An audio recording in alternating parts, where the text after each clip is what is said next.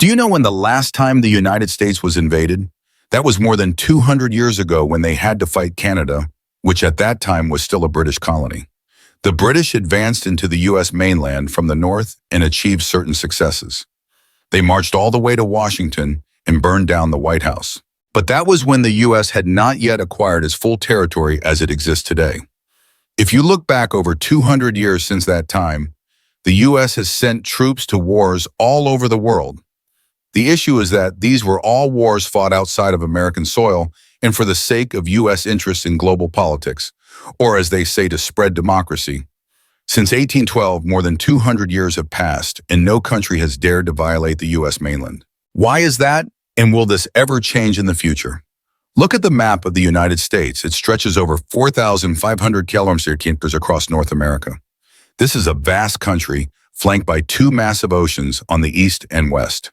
Here is another, more detailed map of the U.S. terrain. The U.S. West Coast is not only surrounded by the Pacific Ocean, but also shielded by high mountain ranges in the northwest and north. To the south, there are the vast deserts of Mexico. That alone should be enough for you to understand why invading the U.S. from the west is nearly impossible. If a country wanted to attack the U.S. from this direction, they would have to deal with a massive ocean, snow, high mountains, and even deserts. The East Coast, while not protected by diverse and rugged terrain like the West, still has the entire Atlantic Ocean to cross before reaching the U.S. Thus, geography and terrain play a significant role in answering our question. But it seems like we are still missing something. Japan is separated from the U.S. by an entire ocean and has a challenging landscape, yet we all know how the U.S. defeated Japan right on its own territory.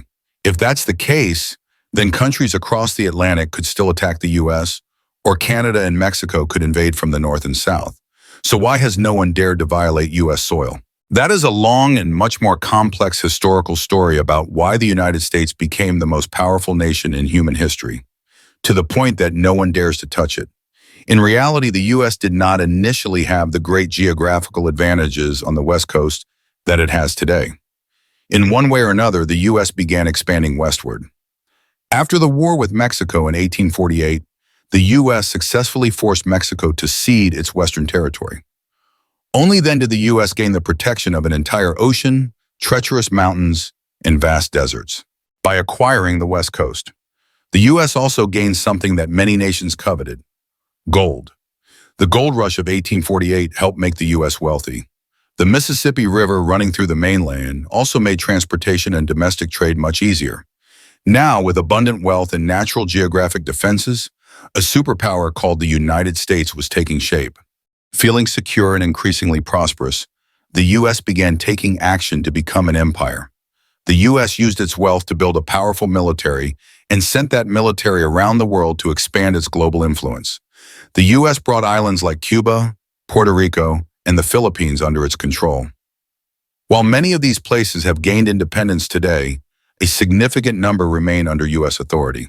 The problem is that with expansion comes conflicts with other imperial nations, and the risk of being attacked increases. They realized they could no longer just sit back and assume they were safe. The U.S. abandoned its policy of no alliances, no involvement in global wars, and began forming partnerships with other nations, eventually declaring war on Imperial Japan.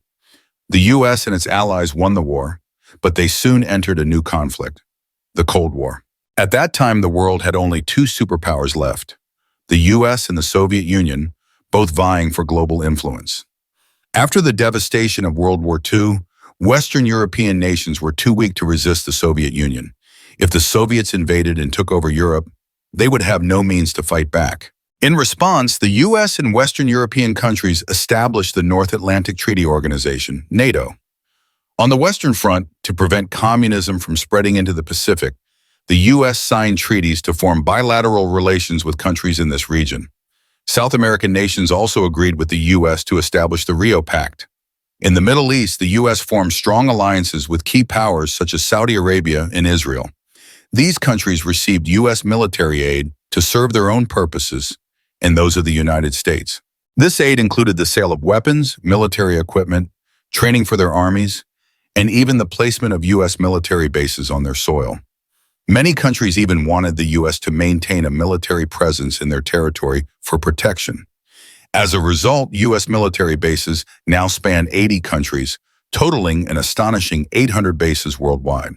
These agreements have made the U.S. even wealthier through arms trade and war investments. At the same time, they have forced the U.S. to continuously invest in its military to meet growing demand.